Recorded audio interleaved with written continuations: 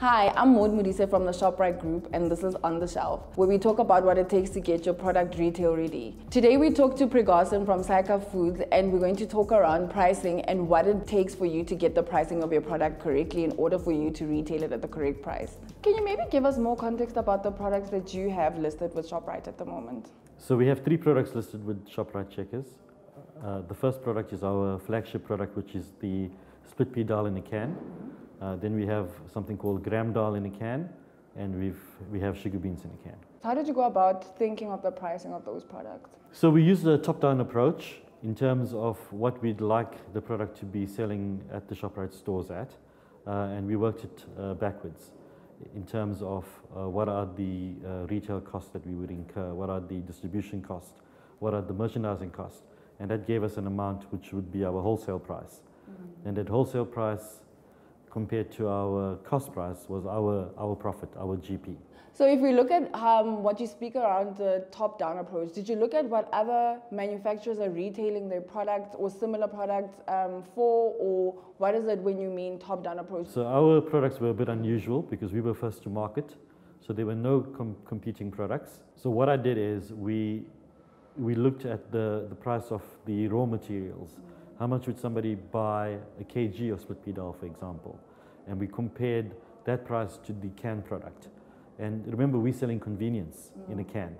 So there was a little bit of a premium on the product, but it saved you a lot of time. It's a process of about 2 to 3 hours in terms of soaking the dal and boiling it. So you're using electricity and your time effectively. So obviously you could at least gain a bit of pricing and extra pricing into the product or a bit of margin into the product because obviously you're selling a bit more convenience than what a normal product would be. Absolutely. So a 410 gram can sells for $21.99.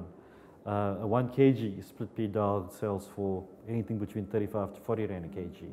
Okay. So our prices are competitive even in terms of the raw product. Did your product or your price per can go down as you produced more, or how does that work? So unfortunately we don't have bulk discounts in terms of our manufacturing process, but you have to understand that it's a low margin game, meaning that your profit per can is very low and therefore you need to push your volumes on your sales. Did it also help that now you're producing your products locally in South Africa? Definitely. So when we started exporting the product from the UK, the rand was at around 12 rand to the pound, and then it moved to 18 rand to the pound.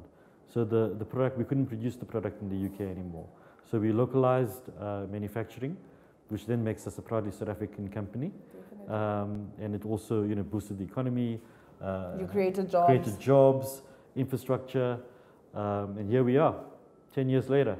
If you have any tips for any entrepreneur who's watching this and they want to know, if I have a product, what are maybe 3 or 4 things you definitely have to consider in your pricing? The first thing is, how do I get a consumer to purchase my product more frequently? So from buying a can of split pea dal, how do I get him to buying it from once a month to once a week? That immediately increases your sales times 4.